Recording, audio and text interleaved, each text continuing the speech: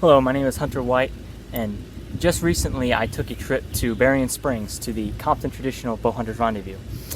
While I was there, I was able to interview Kenny Davenport, Dennis Harper, and David Tetzloff, some of the heads of Compton. So they're just going to tell you a little bit about the organization, and so I hope you enjoy. Hey, my name's Kenny Davenport. I'm from East Central Illinois. I'm on the Compton Board of Directors. I have been the treasurer for about 6 years and just kind of gave that position up, and I do the merchandise for Compton. I'm Dennis Harper, current president of Compton. I was vice president for 6 years and archives committee chairman before that. Been around on the board for quite a while. And, I live in Kansas City.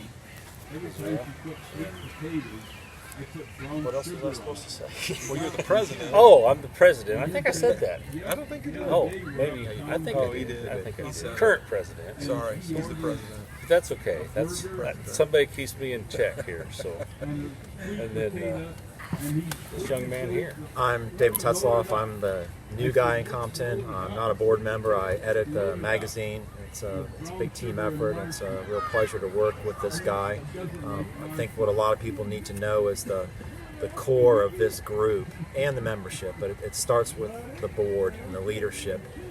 Make this an outstanding organization. That's why it really continues to grow and attract the kind of membership that you see in the traditional bow hunting brother and sisterhood. But as magazine editor, I feel my role is to kind of tie everybody together. It's like a campfire that you get in your mail 4 times a year that ties us together.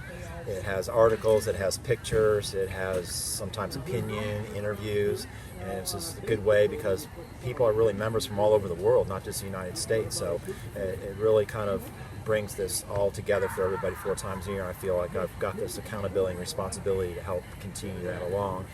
But I also come from the position that I'm from Central Florida, and I was president of Traditional Bowhunters of Florida for 9 years. So I appreciate everything that these guys do.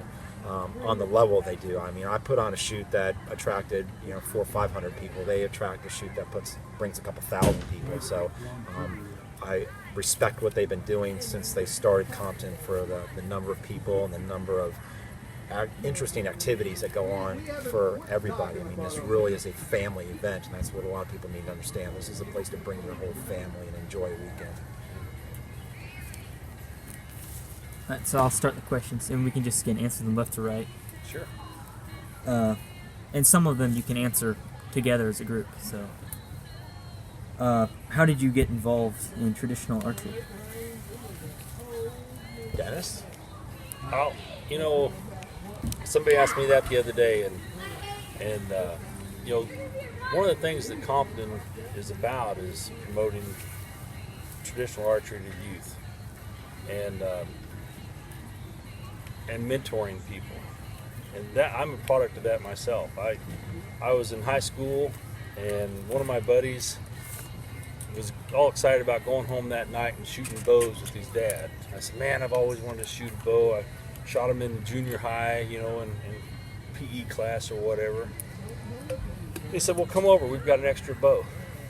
And so I went over that night and started shooting. They loaned me a little Bear recurve and 3 arrows, and it's all been downhill really fast since then. But that was 1982, and I grew up in Iowa, southern Iowa, and some of my dad's friends hunted, but my dad didn't deer hunt, and so that year started my deer hunting career, and traditional archery was there from the very beginning, and just always stayed with it. And I had one of our school teachers was the president of our local archery club, and he kind of took me under his wing, and him and his buddies were all about the age of my parents, and they called me the kid. I was 18, 16, 17 when I started hanging around those guys, and by the time I was 18, 19 years old, we were going to Kentucky deer hunting and South Texas to go pig hunting, and they just took me everywhere they went. I went to Canada bear hunting with them, and just they kind of instilled in me the values that Compton's all about. And anyway, that's kind of how I got started. And I know a lot of people share those same sorts of stories, and that's why it's so important what we do here and what all of our members do. You know, if they find a young person that doesn't have a bow, that has the desire, they make sure they get it in their hands and teach them how to shoot it. And that really, in a nutshell, is what Compton's all about. You know, and the family atmosphere and the camaraderie of everyone.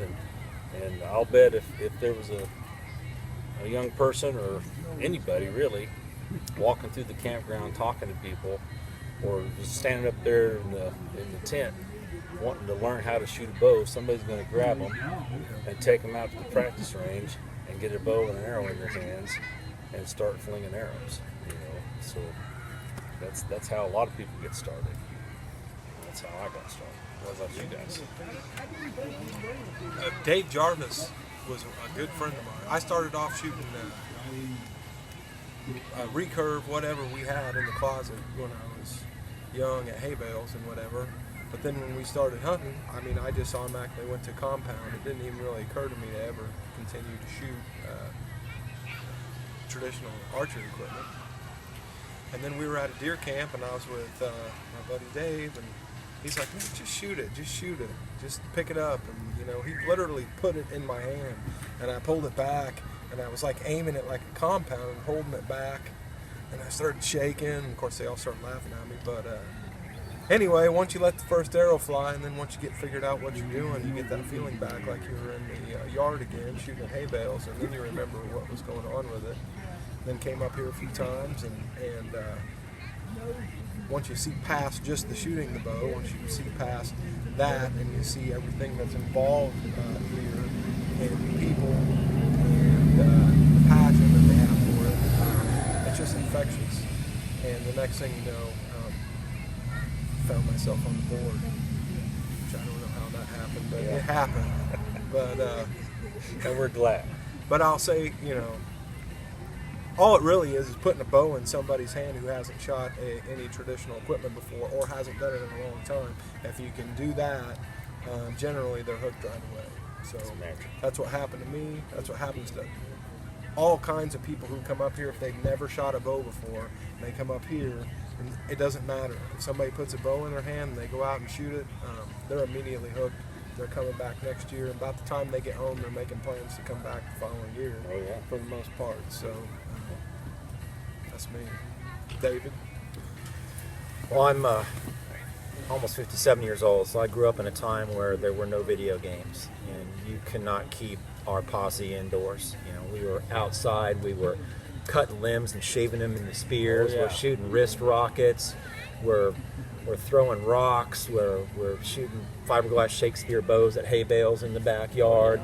And but after we had those little those green fiberglass bows with a little plastic handle for so long, and then we went to a department store, and there's this cardboard effigy of Fred Bear, and there's these racks of these beautiful fiberglass Kodiaks and Grizzlies and Polar and Blatters and Black Bear, Black Panther bows, all the ones that they made, you know, and we're like, we got to have that stuff. But there was no gimme in our world. You worked for what you had for, so we mowed lawns and did chores and saved our money until eventually those Shakespeare bows went to something else, and we walked out of the store one day with those beautiful Bear Grizzlies and had those, and that went on for a while, but I did not grow up in a hunting family. I did not start hunting until I was 32 years old, so that's why I wrote that piece in Traditional Bowhunter some years back called Late Bloomer. That was me. And that was pretty much my cathartic, emptying piece of this was my journey to get to where I wanted. So I've always enjoyed recurves and longbows more than anything else. You know, I've hunted with firearms, I've hunted with compounds, but the core of me is a traditional shooter, and that's where I find myself. That's where you guys find yourselves. But Compton is not, as we know, it's not a discriminatory group. You know, no matter if you have that interest in the outside, we want to talk to you. We want to bring you in, and you know, we're not going to force feed what we think is the coolest, but we think at some point you're going to make that decision, because there's this evolution of a hunter where you might start off shooting a deer at 200 yards, but eventually you're going to want that thing at 12 with a longbow. You want that challenge, and that's what the fever is built on around here. Is your evolution of a hunter to you're starting here, but this is where you're possibly going to end up if you want to continue having that challenge and getting that enriching experience out of the woods, because closer is better. You want to, whether you win, lose, or draw, you want to see it blink its eyes and smell its breath. I mean, that's the core of, I think, traditional archery. That's why all those T-shirts. How many manufacturers that get close? Right. I mean, that's what it's all about. That's why he's the magazine editor. He has all those words. Well, but we're not an exclusive group, and that's why we have made a point to be careful, because we realize when people are changing over from compound, when they're making a transition, it's not always throw your compound, on the eBay site and go to traditional archery. It might be shoot a little traditional archery in your backyard and hunt with your compound for a year. Then it might be kill a deer with your compound and then take your traditional gear out. And then it might be, it's a progression that you go through, and we really have to be careful that we're not alienating anybody, and we really want to make that point that we're not an exclusive group. We just want you to pick up a traditional bow, whether you're shooting it in your yard or whether you're hunting grizzly bears with it. It doesn't matter one way or the other. That's kind of what we're trying to do. So. Well said. He said it. Oh, well said, dude. And Kenny just, well, I thought you both did.